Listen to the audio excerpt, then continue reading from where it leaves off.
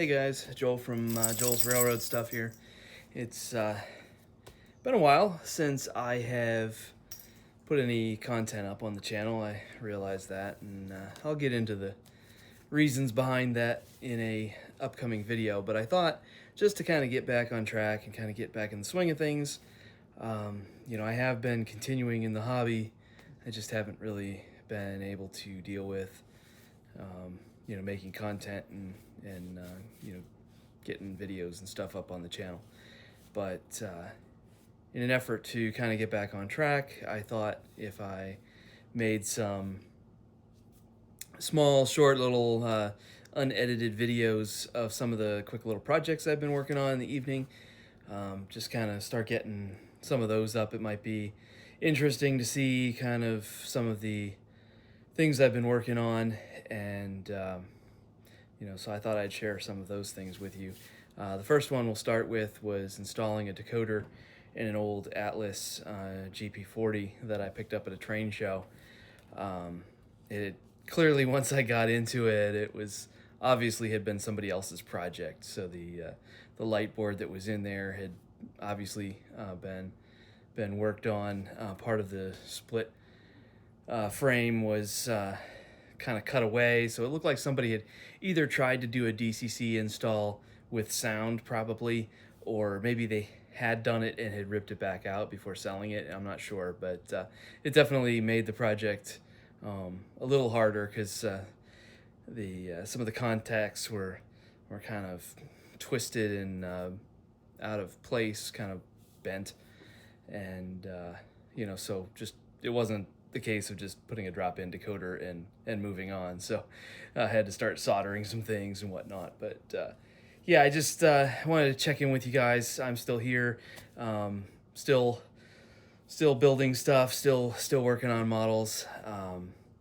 and I've got a lot of content that's on its way. I just haven't been able to work on it lately. So hopefully with a couple short unedited videos, just like here it is, me working on a couple things, we'll kind of get the channel going again, and then I can get back to putting some stuff together for you guys. So enjoy, and I'll see you around, and hopefully we've got a lot of good things in 2026. So I decided to get this guy running on DCC tonight because I had a little bit of time and wasn't motivated to do anything else. Turns out it has this little drop-in light board, so it should be DCC ready, which I was not expecting when I started opening it. So that was a pleasant surprise. Looking online, it looks like it takes the DN147AO from Digitrax, and it's always a bummer when you start into a project.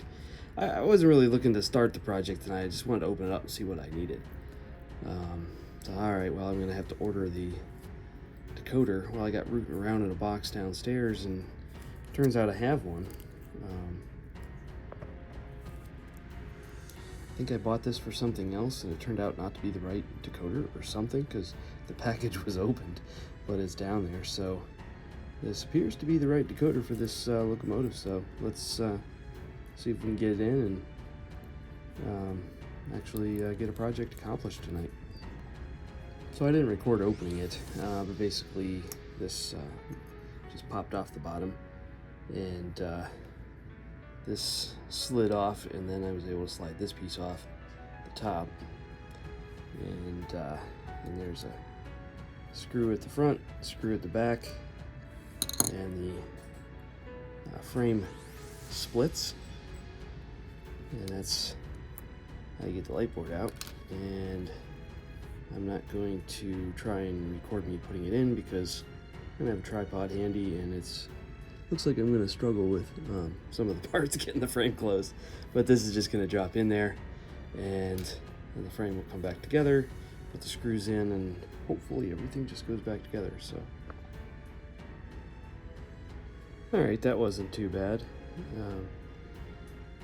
Got the 147AO in there, got the halves put back together,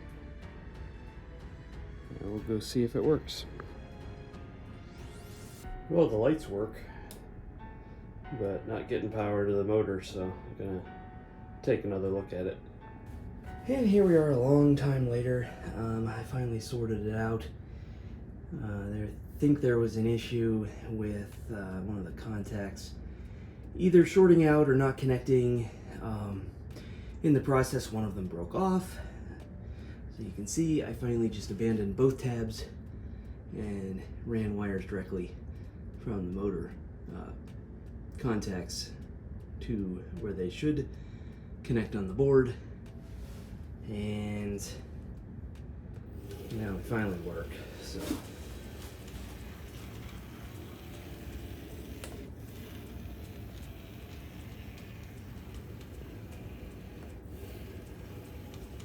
can't tell you how many times I put it together and thought I had it going, and then the light's light, but the motor didn't go. So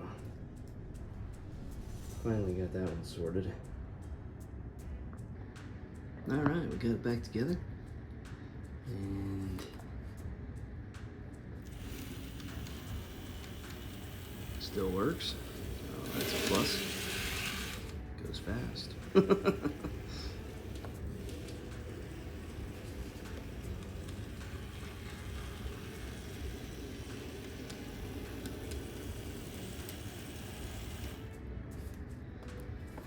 All right, might as well program it. So go ahead and hit program on main, logo 3, address, long address is 2666, enter.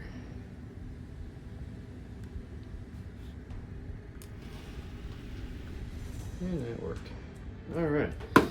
So, started just my evening started by just taking this apart just to kind of see what I would have to do to get DCC in it. Was pleased to find out that it was DCC ready, although the split body locomotives are not fun to deal with because every time you take them apart, little parts come out. And you got to get everything lined up.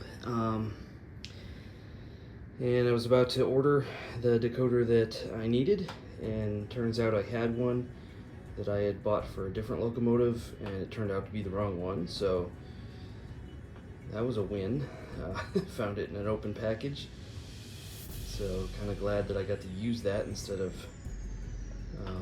you know, buying the wrong part and wasting it.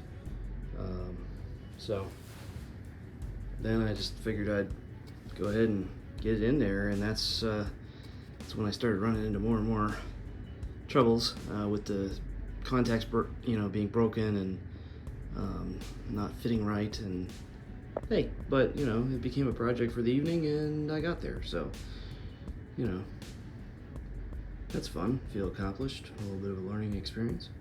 So now I get the paint on here because I'm gonna turn it into a Norfolk Southern engine. We're just going to kind of block out the number and the conrail and just kind of do a patch paint job so that it still has the old logo and the conrail blue, just with an NS designator. So I thought that would be fun to run on the layout, just kind of a throwback to the heritage. So, all right, thanks for hanging out with me in the basement here.